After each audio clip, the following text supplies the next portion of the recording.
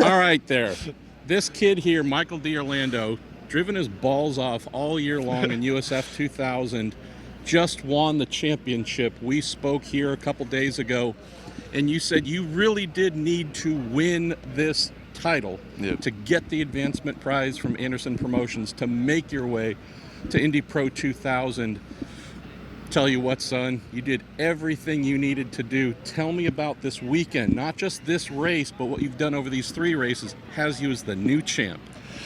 This weekend was long. Went into this weekend a little bit down. We were trying to find the car. We were trying to find a little bit of speed. Obviously, Pabst had a little bit more pace than us.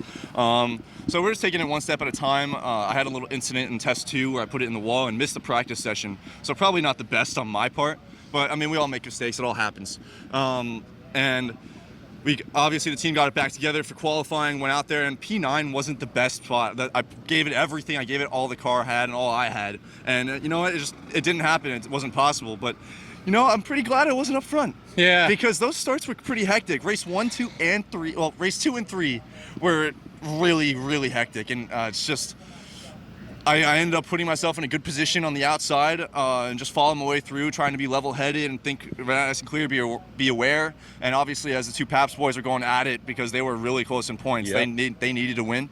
I just sat myself and tried to be as smart as I could, follow through with the mistakes they made, and it paid off. The first race, I made a little bit of a mistake trying to fight Nicky, but that was never going to happen again. Fought my way up to 7th, and then I think it was I forget where I finished in the race. You were fighting, yeah. And then just like sat in my spot. You obviously. kept giving yourself a chance. Yes, I kept giving myself a chance. I didn't want to make any risky moves as my immature self would do. Just throw it in there and make a risky move. That's kind of me. So I just tried to be a little bit more level-headed this weekend, and it paid off. It really did. That last race out there, obviously that little scuffle in the beginning really helped me out, and then followed my way up to the front and just stayed there. Try to be level-head, and obviously after those thoughts coming in like, oh, you're gonna be champion, you're gonna be this, and you just keep staying. I just tried to shove it all down, swallow it until the race was over. So you came into this weekend not with a points lead.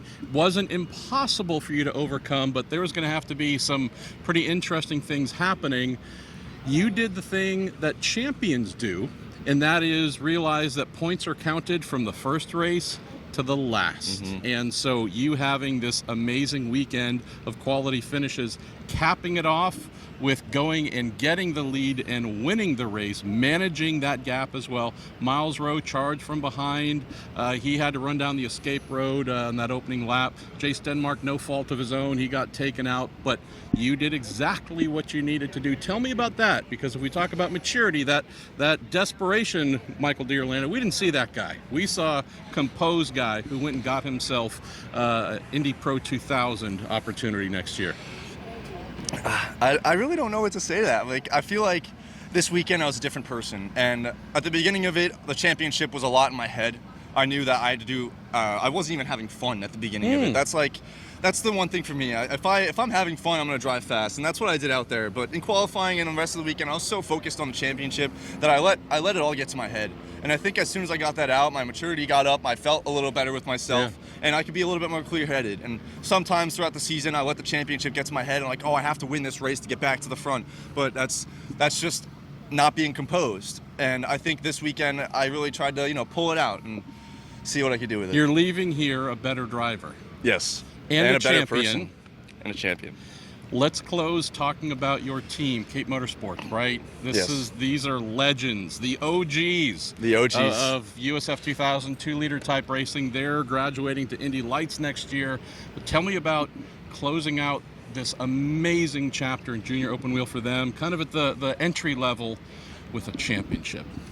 I think I've been with them for 3 years, and this is my 3rd year. I thought every single one that I was good enough to be a champion, and the last 2 I had these shines of moments, and the team put together a really good car, and I just couldn't get it out. Christian won the first one, and then Kiko Porto won the second championship, and I feel like every single mistake that I made just affected me tenfold. And I think this year the team and I worked a lot better with ourselves. We ended up being on the same wavelength a lot, making the correct decisions, and I think it really paid off. They're great guys. I love Dominic and Nick.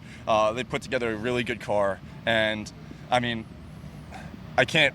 you can't say they aren't, because they've won how many championships? Absolutely. Yeah, I'm super glad to be working with them, and it's been awesome. I think.